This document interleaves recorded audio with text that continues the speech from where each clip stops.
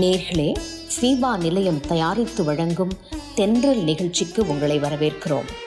இன்றைய நிகழ்ச்சியில் கிறிஸ்தவ நெறிமுறைகள் என்ற தலைப்பில் வருகின்ற வாரங்களுக்கு தொடர் நிகழ்ச்சியை தயாரித்து வழங்குகிறோம். நிகழ்ச்சியில் சிறப்புரையாற்ற அருள் திரு முனைவர் இம்மானுவேல் சுந்தர்ராஜன் அவர்கள் வருகை தந்துள்ளார். வேலூர் பகுதியில் வசித்து வரும் இவர் இறையியல் கல்வியில் முனைவர் பட்டம் பெற்றவர், பல கல்வித்துறையில் பட்டம் பெற்ற நிபுணர், சிறந்த ஆலோசகர், சிறப்புமிக்க பல புத்தகங்களை எழுதிய ஆசிரியர். இன்றைய நிகழ்ச்சியில் கிறிஸ்தவ நெறிமுறைகள் என்ற தலைப்பில் சில கருத்துக்களை உங்களோடு பகிர்ந்து கொள்ள உள்ளார்.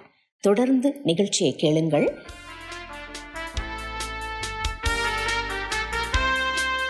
என் அன்பு நண்பர்களே, உங்கள் யாவருக்கும் என்னுடைய வாழ்த்துக்களை கூறுகிறேன். நாங்கள் உங்களோடு தொடர்ந்து பேசிக் கொண்டிருக்கிறோம், உங்களை நினைவு கூறுகிறோம். சிறப்பாக தென்றலில் எங்களுடைய வார்த்தைகளை கேட்டு எங்களுக்கு பதில் அனுப்புகிறவர்கள், சில பேர் எங்களை வந்து பார்க்கிறவர்களை பார்க்கும் பொழுது எனக்கு மகிழ்ச்சியாக இருக்கிறது.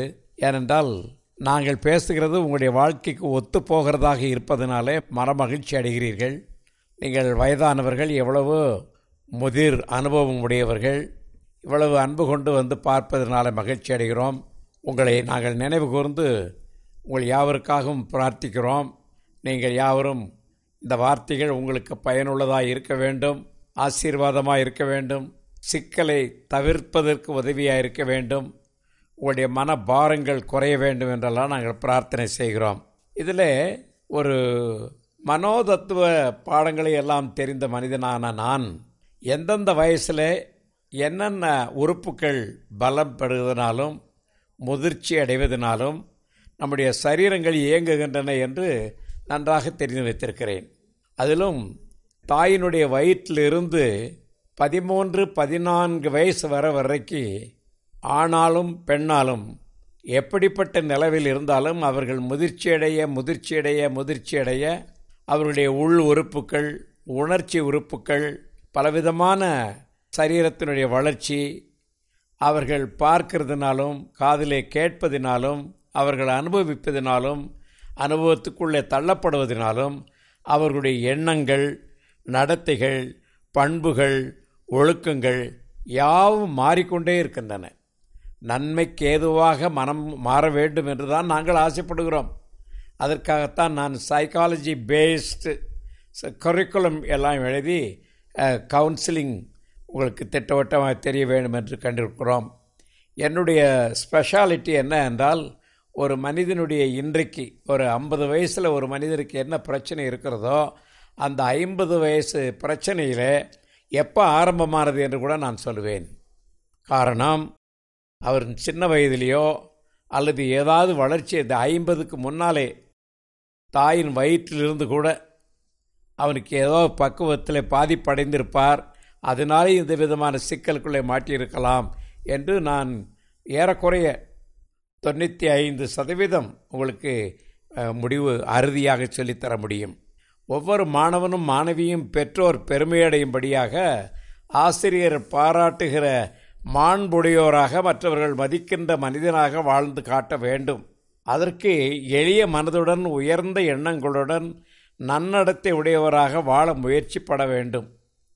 ஒருவர் படித்த பண்புள்ள மாணவர் மாணவி என்பதை அவருடைய பேச்சும் பழக்க வழக்கங்களையே காட்டும். இதைத்தான் நன்னடத்தை என்கிறோம்.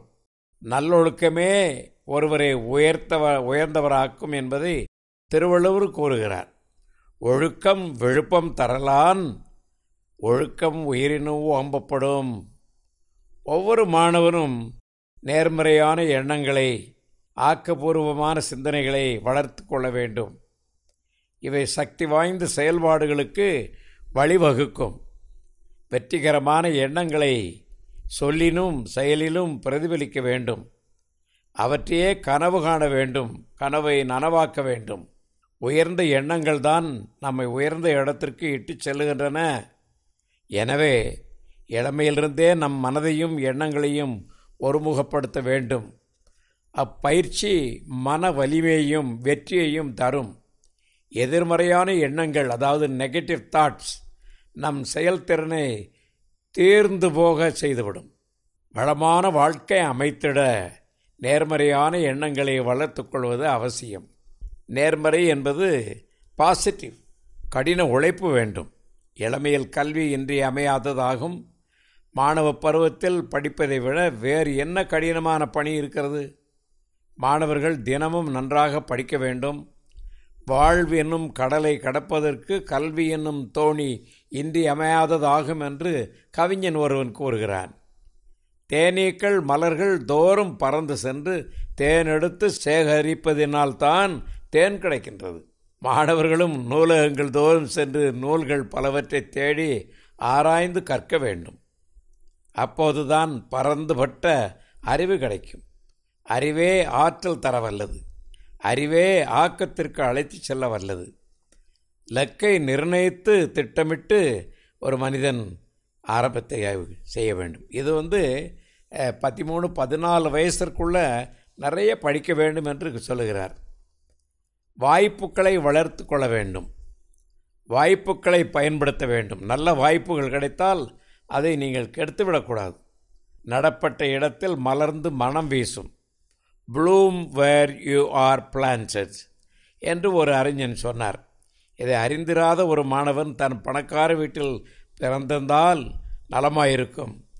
முதல் பிரிவு பாடம் எடுத்திருந்தால் நன்றாயிருக்கும். நல்ல பள்ளியில் சேர்ந்திருந்தால் நிறைய மதிப்பெண் பெற்றிருப்பேன் என்றெல்லாம் புலம்புவார்கள். நம்மிடத்திலே இல்லாததற்காக புலம்பக்கூடாது. இருப்பதை விட்டுவிட்டு பறப்பதற்கு நாம் ஆசைப்படக்கூடாது என்பது ஒரு பகல் கனவு. இருக்கின்ற இடத்தில் கிடைக்கின்ற வாய்ப்பை பயன்படுத்தி உள்ளதை கொண்டு நல்லதை செய்து முன்னேற்றத்திற்கான வழிமுறைகளை காண வேண்டும். வாய்ப்புகளை சரியாய் பயன்படுத்தி வாழ்வில் முன்னேற வேண்டும். உணர்வுகளை மதித்தல். திறமையுள்ளவர்கள் திறமையுள்ளவர்களாக கருதப்படுபவர்களை மதிக்க வேண்டும். பிறர் மீது குற்றம் சுமத்தக்கூடாது. பிறரை சாதாரணமாகவோ இழிவானவர்களாகவோ கருதக்கூடாது. பிறரது திறமைகளை குறைத்தும் மதிப்பிடக்கூடாது. போட்டி மனப்பான்மையை தன்மையை தவிர்த்து நாம் முன்னேற என்ன வழி என்று சிந்தித்து உயர வேண்டும். ஒரு கோட்டையை சிறிதாக்கி அதை அழிக்க தேவையில்லை. அதன் அருகில் ஒரு பெரிய நீளமான கோட்டை வரைந்தால் போதுமானது. அதேபோல் நாம் நம்முடைய நேரத்தையும் வாய்ப்புகளையும் திறமைகளையும் ஆக்கப்பூர்வமாய் பயன்படுத்தி வாழ்வில் உயரலாம். நான்லாம் என் வாழ்க்கையை இதை சொல்லும்போது நான் உங்களுக்கு சொல்லுகிறேன். என்னுடைய அனுபவத்தை தான் உங்களுக்கு சொல்லுகிறேன். மாணவ மாணவியர் கம்பீரமான கனவுகளை கொண்டுதான் எதிர்காலத்தை உருவாக்க வேண்டும். வெற்றி கனவை நனவாக்க மாணவர்கள் முனைப்புடன் செயலாற்ற வேண்டும். வெற்றி என்பது மதிப்பெண் பெறுவதில் மட்டுமல்ல, வாழ்க்கையின் எல்லா செயல்பாடுகளிலும் வெற்றி காண வேண்டும்.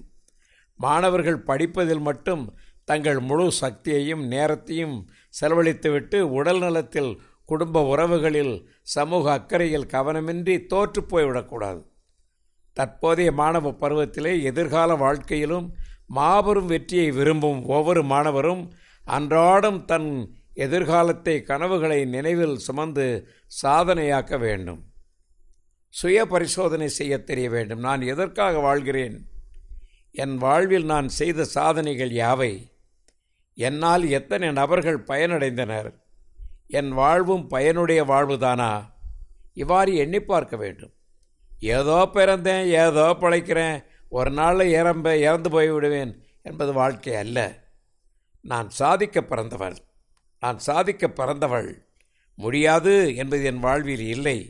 தோன்றின் புகழோடு தோன்றுக, அதேற்ப புகழோடு வாழ்கிறேனா என்று ஒவ்வொருவரும் தன்னை ஆராய்ந்து பார்த்து கொள்ள வேண்டும்.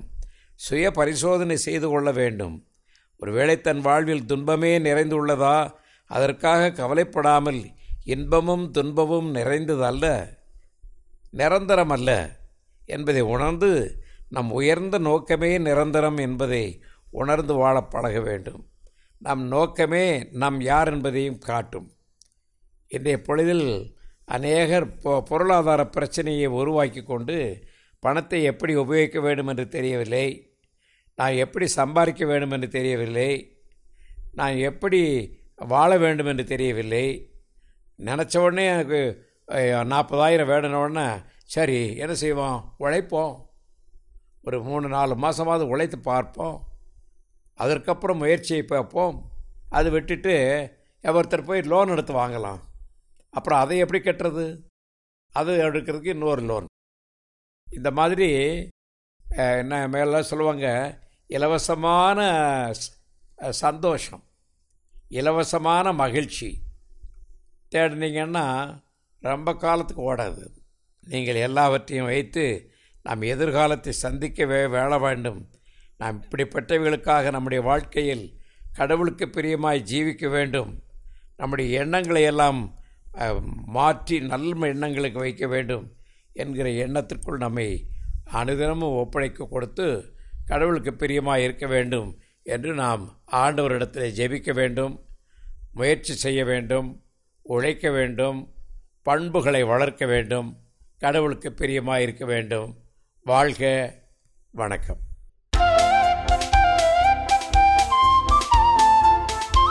நேயர்களே, இந்த நிகழ்ச்சியை பற்றிய உங்கள் கருத்துக்களை கமெண்ட் பாக்ஸில் பதிவு செய்யுமாறு கேட்டுக்கொள்கிறோம். மேலும் டிஸ்கிரிப்ஷனில் உள்ள இமெயில் மற்றும் தொலைபேசி எண்ணிற்கு தொடர்பு கொள்ளவும். மீண்டும் மற்றும் ஒரு நிகழ்ச்சியில் உங்களை சந்திக்கும் வரை வாழ்த்தி உங்களிடமிருந்து விடை பெற்றுக் கொள்கிறோம். வணக்கம் நேயர்களே.